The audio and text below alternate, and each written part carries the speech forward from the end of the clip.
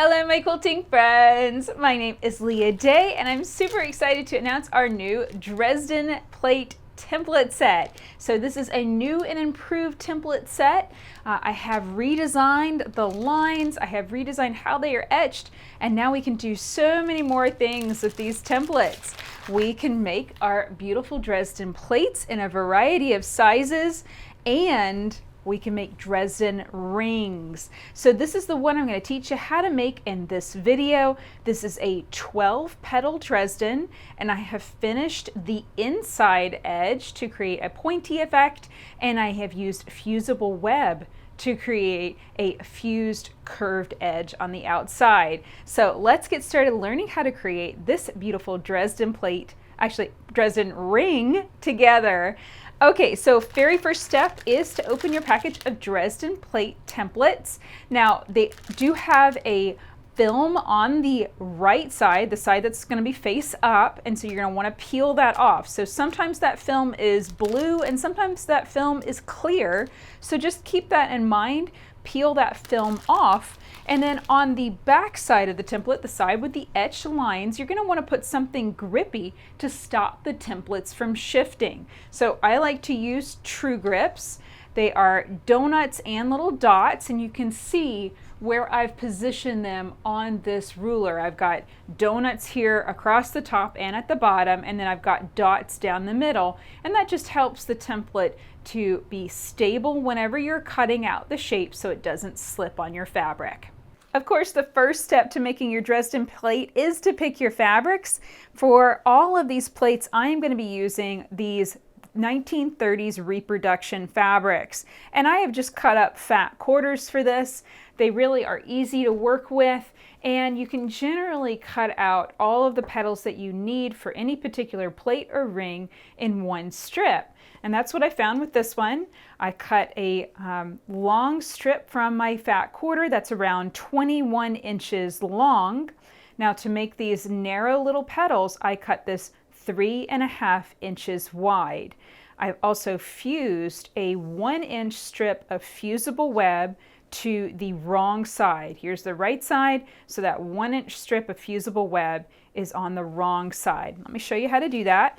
I like Steam-A-Seam 2, light Steam-A-Seam 2. I just cut 1-inch strips out of it, and then here is my piece of yellow fabric that I'm going to use. And with Steam-A-Seam, you have paper on both sides, so I just peel off one side of the paper. It reveals the sticky fusible web, and then I'm going to place this right along the top edge, wrong side of the fabric. And I don't want this to extend and get sticky on my pressing board, so I'm just going to trim that short and then give this a quick press. And you just need a light pressing for that first step. That's just how Steam-A-Seam 2 works. Other fusible webs are going to work differently, so just read the instructions, test it, make sure that you're using that the way it's instructed. Okay, so now that my strips are ready, I'm going to flip them over and let's cut out our petals. So here is my strip ready to go, and I have that fusible web located to the top. It's going to correspond with that curved edge. And this particular template I'm using is the Dresden plate template 12 curved petal. So that's the one that you want to use.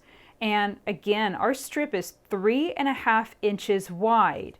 I'm going to line up, there's some etched lines here on the ruler, and there's numbers.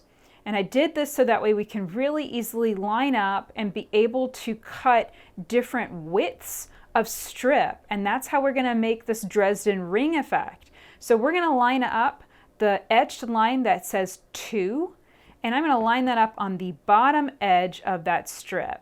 So I've got my curved edge that has the fusible web underneath it, and then I've got the number 2 line lined up here on the bottom. And I just press firmly, grab my rotary cutter, and I'm using a 45mm rotary cutter in this case. I usually use a bigger cutter.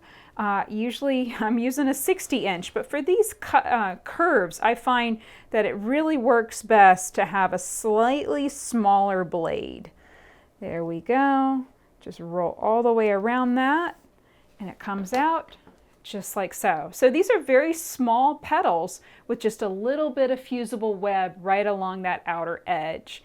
So I'm going to cut out 6 in yellow and 6 in blue, exactly like that. And then I'll meet you at the machine to sew them together. And again, 1, 2, 3, click, click. Now there's actually one more step we need to do before we piece our ring together, and that is to finish this inner edge. This is what creates the ring effect, and we're going to turn this into a pointy petal. It's going to have a point going this way.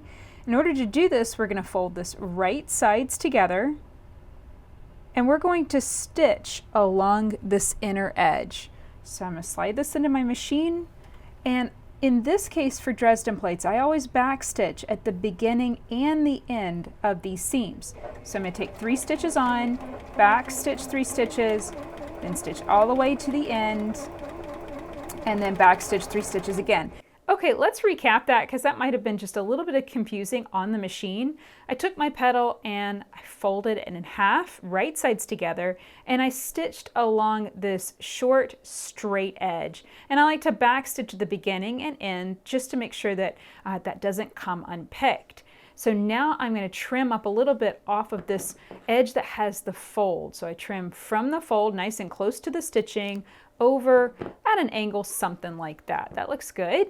And now I can finger press that seam allowance open and flat. That just helps your Dresden plate to set down flat. Okay, in order to turn this, all I do is stick a finger in it, turn it right side out. That creates that nice point. But in order to get it nice and pointy, I'm going to use the tips of my scissors, kind of poke at it a little bit. That works. And you could go a little wonky. That seam line, you know, you really want it to run down the middle of your petal. So what I like to do is take the whole thing, the whole petal, fold it in half, and give it a little press to create a crease line down the center. Once you get that crease line pressed, then you can take that seam line that we just stitched and line that up with that crease line so it's nice and centered, and that's going to create a nice symmetrical point. And we want to take our iron, this is just a nice hot dry iron, and you want to press that, and that's going to crease that nice and flat. It's very important to take your time doing that because that can go just a little wonky, especially to the inside of a Dresden plate. So take your time getting all of your petals prepped up. And then we're going to take them to the machine and we're going to piece these together in sets of 3. So I'm going to have 2 sets that look like this, yellow, blue, yellow. And then I'm going to piece 2 more sets and they're going to go blue, yellow, blue, just like so. So here's how to piece our petals together. I'm going to place these right sides together and I want to align this outer curve, you know, our fused edge here. Make sure that that's nicely lined up. And now this bottom edge where we have our turned point, that should line up as well. If it's ever so slightly off, don't worry about it. It'll still look fine. But these both edges should be lining up exactly. So I'm going to set that down, slide it underneath my presser foot. I'm using a 1/4 inch presser foot here, and my stitch length is set to 1.5 millimeters. I like a really nice tight stitch. And I just make sure that that stays in nice alignment as I stitch forward, back stitch, and then stitch all the way down. And I'll back stitch again at the end. So now I'm going to take my quarters of the Dresden plate, finger press those seam allowances open, and then give them each a little press. And I'm gonna probably quilt this quilt on my long arm. So that means that I am going to actually fold these seam allowances over to the darker side, which is blue, and I'm gonna give them another press. But I like to press flat first and then over to one side so that way it is as flat as possible. I get the full expression of that seam. And this is something new, guys. I have pressed my seams open and flat for years and years and years, and I have only just recently started pressing my seams to one side because I saw that being a problem whenever I went to long arm quilt my quilts. I use a bigger needle, higher speed machine, and I saw that that was having an impact on my seams. So this is something that I've observed. If you are planning on quilting your quilt on a home sewing machine, press your seams open or to one side. It's totally up to you, whichever one works best for you. Betty is very excited about pressing seams, aren't you, Betty? All right, so I'm going to give all of these a little press, and then we're going to square them up. And really, this is just a check for square. Most likely, you are not going to need to trim these at all. It's really just making sure that each quarter of your Dresden plate, the edges, the outer edges, fit a 90-degree angle. So here's how I do that check. I line up the outer edges of the Dresden plate and the 45-degree line. And what I'm looking for is just to make sure that these edges are nice and straight and that 45 is running through the middle. Now, if it needs a trim, one of these sides will extend a little bit or that 45 won't line up, but this is actually looking really good. I don't need to trim this. So do that with all of your quarters. This is the reason why I like to piece my Dresden plates or rings in quarters first and then put them together into the final ring. So this is the final step. You're going to arrange the pieces into a ring, piece them together in sets of 2. So in this case, I'll flip this over and I'll sew that seam. I'll flip this one over and sew that seam. And then once those are sewn together, then I will sew these seams to bring it all together. So here is our finished Dresden ring all pieced together. I've taken a second to peel off all of the paper off my fusible web. And I've taken a minute to prep up my background fabric, and that is a square of white cotton. I folded this in half both ways and pressed in crease lines that are going to allow me to line up my Dresden plate and get it positioned here nice and straight and square on the fabric. Now, as for that piece of fabric, I have cut it a little bit big. My goal is to have these be 12-inch squares in my quilt. But I went on ahead and cut this big and left it a little bit raw on the edges. This is like, 13, 14-inch square. And the reason I do that is I might not immediately get this quilt made, pieced together with sashing, all that good stuff. And the edges, if you cut something exact, it can tend to fray. So I think it's a good idea to cut your background fabric a little bit big, and that will reduce that chance of it fraying and then reducing the size of your block beyond, making it smaller than you wanted it to be, right? All right, so this is looking good. I'm just kind of wiggling it into position, making sure everything is lying flat, or as flat as it's going to. This one's going a little bit wobbly bobbly, and this is one of those things that I'm going to show you throughout this year as we work with these rings, is they are delicate, and if you get a little aggressive with them, they can stretch and wiggle a little out of shape. So be careful when you're working with narrower petals whenever you cut them out with the Dresden plate template set. All right, so now it's time for a final fuse. I'm just going around and pressing the ends of those petals, that fusible web, and fusing that to the background fabric. So that fusing took care of the outer edge of our Dresden ring, but these inside points are still flopping and wiggling in the wind. So we want to glue these down. I have a micro tip bottle here, and I filled it with Elmer's glue.